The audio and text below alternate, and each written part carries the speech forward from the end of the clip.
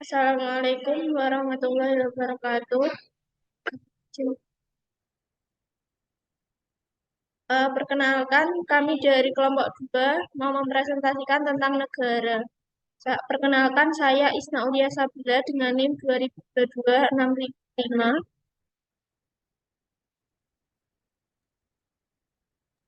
Perkenalkan, nama saya Dinta Bening Ayu Kinasti dengan NIM 2022-615.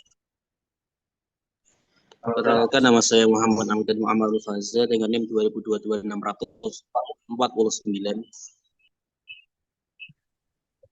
Perkenalkan, nama saya Muhammad Habibur Rahman dengan NIM 2022-60181.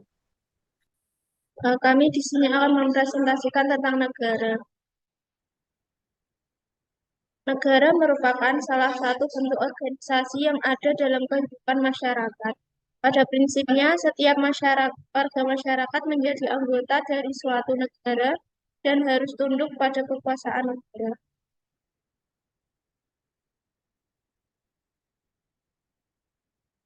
Unsur-unsur negara ada tiga. Yang pertama, rakyat. Rakyat adalah semua orang yang menjadi penghuni suatu negara. Tanpa rakyat, mustahil negara akan terbentuk. Yang kedua, ada wilayah. Wilayah tertentu ialah batas wilayah di mana kekuasaan negara itu tidak berlaku di luar batas wilayahnya karena bisa menimbulkan sengketa internasional. Yang ketiga ada pemerintah. Pemerintah merupakan alat bagi negara dalam menyelenggarakan segala kepentingan warganya dan juga dalam mewujudkan tujuan yang sudah ditetapkan. Selanjutnya, sifat-sifat negara. Sifat negara terbagi menjadi tiga, yaitu sifat memaksa. Negara adalah satu-satunya entitas secara legal berhak memaksa kehendak hingga kepaksaan bersikap fisik. Sudah sewajarnya sifat pertama negara adalah memaksa, misalnya memungut pajak dan memberikan denda bagi yang tidak membayar. Yang kedua, sifat monopoli. Negara memiliki hak untuk melakukan monopoli terhadap warga negaranya. Misalnya, negara menetapkan tujuan tertentu dalam pencapaian sistem politiknya atau tujuan negaranya. Yang ketiga, sistem mencakup semua. Ketika suatu perundang-undangan ditetapkan, maka harus berlaku kepada semua orang tanpa pandang bulu. Artinya, setiap orang yang berstatus sebagai bagian dari warga negara suatu negara harus terkena aturan yang berlaku tersebut. Asal mula terbentuknya negara. Asal mula terjadinya negara dibagi menjadi dua, yaitu secara primer. Terjadi negara secara primer adalah bertahap, yaitu dari adanya masyarakat hukum yang paling sederhana, kemudian berevolusi ke tingkat yang lebih maju dan tidak dihubungkan dengan negara yang telah ada sebelumnya. Dengan demikian, terjadinya negara secara primer adalah membahas asal mula terjadinya negara yang pertama di dunia.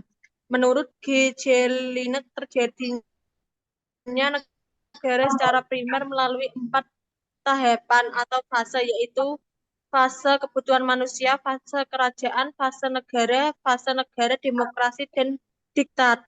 B. Secara sekunder, terjadinya negara secara sekunder adalah membahas terjadinya negara baru yang dihubungkan dengan negara lain yang telah ada sebelumnya. Berkaitan dengan hal tersebut, pengakuan negara lain dalam sekunder merupakan unsur penting berdirinya suatu negara baru.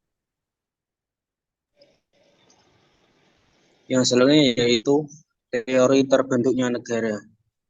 Yang pertama, teori teokrasi. Munculnya teori ini, negara berdasarkan kehendak Tuhan. Paham ini muncul bahwa keyakinan keagamaan bahwa Tuhanlah Maha Pencipta di langit dan bumi, pemegang kekuasaan tertinggi. Tiada kekuasaan di dunia ini yang berasal dari Tuhan, termasuk negara. Penganut teori ini adalah Thomas Aquinas, Agustinus, F.J. Stahl maupun Hegel. Yang kedua yaitu teori organik. Teori ini pertama kali diperkenalkan oleh tinggal di wilayah geografis saja. Tapi negara harus ada ikatan yang muncul, yaitu keadilan. Negara muncul karena ada kebutuhan yang sangat banyak dan beragam. Ada itu teori perjanjian. Teori perjanjian masyarakat memandang terjadinya suatu negara karena adanya perjanjian masyarakat. Yang selanjutnya yaitu teori kekuasaan.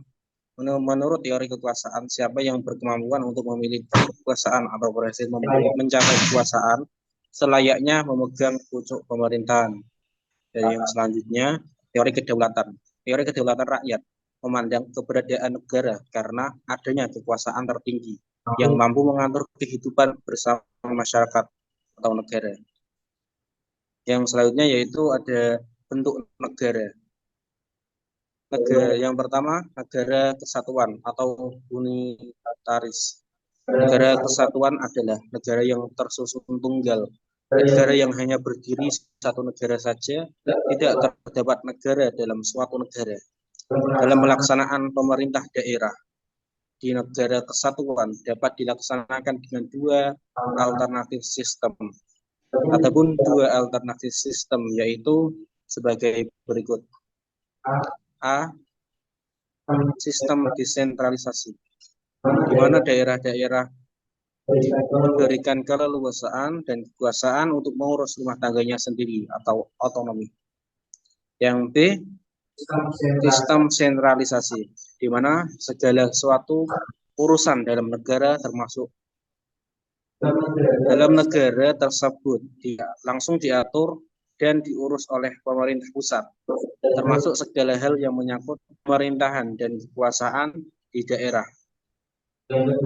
Yang kedua yaitu ada negara serikat atau federasi.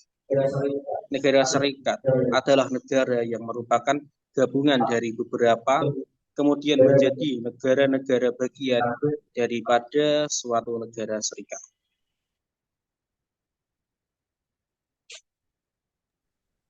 Baik, yang selanjutnya adalah fungsi negara.